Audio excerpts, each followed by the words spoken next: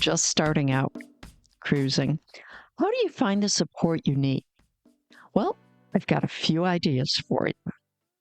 I'm Carolyn Sherlock, and on this episode of the Boat Galley podcast, I give you some great ways to build your support networks, both practical and emotional, while cruising. Today's episode of the Boat Galley podcast is sponsored by Roam Devices. Their Marine Monitor is a premium boat monitoring system that allows you to stay informed with what's happening on your boat while you're ashore. It's just $3.49 for the hardware and $5 a month. Never be caught off guard by a failing battery or burnt-out bilge pump. Your boat will text you as soon as anything starts going wrong. The Roam Devices app shows a real-time view of your boat's status and location with an awesome built-in remote anchor alarm. RoamDevices.com. Never worry about your boat from afar again. Use coupon code BOATGALLEY for an exclusive 5% discount. Okay, let's talk about support for cruisers. One of the biggest things that makes living aboard and cruising easier, by far, is having some sort of support network. And I'm not just talking about having friends and family who don't think you're totally nuts, although that definitely does help. Support comes in all kinds of forms. The trick is knowing where to find it and not being afraid to tap into it. The internet has honestly been a game changer for the lifestyle. I can't tell you how many times I've connected with other cruisers online, people I've never met in person, but who have been incredibly generous with their knowledge and encouragement. It's amazing how many experienced boaters are willing to share ideas and offer help just because they've been there too. And that said, don't overlook the people who might be literally right next door. Let's start with support for boat stuff, projects, troubleshooting, maintenance, that kind of thing. If your boat isn't a one-off, there's probably an owner's group for it, maybe even 2 or 3.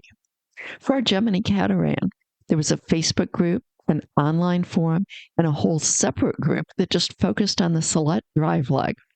Having those resources was invaluable. Sometimes the best support isn't online. It's in your marina or anchorage. I remember back before everything shut down for the pandemic, we were in Boot Key Harbor and realized that there were, 7 Gemini catamarans there at the same time. One of the other owners put together a group dinghy tour. We went boat to boat, everyone showing off the modifications and improvements they'd made. It was fantastic. We all walked away with new ideas, and even better, we knew exactly who to ask if we needed more details or help figuring something out.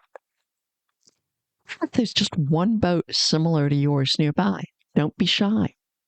Knock on the hull. Suggest a reciprocal tour. You'd be surprised how often other people are happy to share what they've done or how they solved a particular problem. It doesn't have to be the same model of boat. Some of our best ideas have come from totally different kinds of boats. We've walked the docks or done dinghy drive-bys just to spot clever solutions. If someone was aboard, we'd strike up a conversation. If not, we'd snap a few pictures for later. No shame in learning for others. Now, all of that's boat stuff, but emotional support is just as important, sometimes more so. Living on a boat isn't like living ashore. The challenges are different, the stresses are different. And honestly, your land-based friends might not always get it. I've had people offer advice that just wouldn't work on a boat, or completely miss why something was frustrating in the first place. That's where some cruiser-specific communities can be really helpful. There are Facebook groups for just about every situation you can imagine. Families cruising with kids, people cruising with health problems, people who are trying to stay sober while cruising, do-it-yourself boat repairs, cooking on board, decorating small spaces, you name it. You can find people who have been through what you're going through and hear how they got through it. But it's not just about virtual support. Don't forget the power of meeting people face to face. It's harder, especially with everyone coming and going all the time, but it's worth the effort. Call out on the VHF. Maybe you're a homeschooling parent looking to connect, or someone who wants to go spearfishing and needs a buddy. Go to the potluck at the marina and challenge yourself to talk to 5 people you don't already know. Volunteer to help with the Super Bowl party or taco night or whatever else is happening. Those casual chats can turn into great friendships. And if you need help on a project, just ask. People generally want to help. It makes them feel useful and part of the community. Now, with the Boat Galley here, I try to blend the practical and the emotional. The how-to info, sure, but also the you can do it encouragement. The goal is always to make your time aboard easier, more enjoyable, and less overwhelming. If a podcast episode or article helps with that, I'm happy.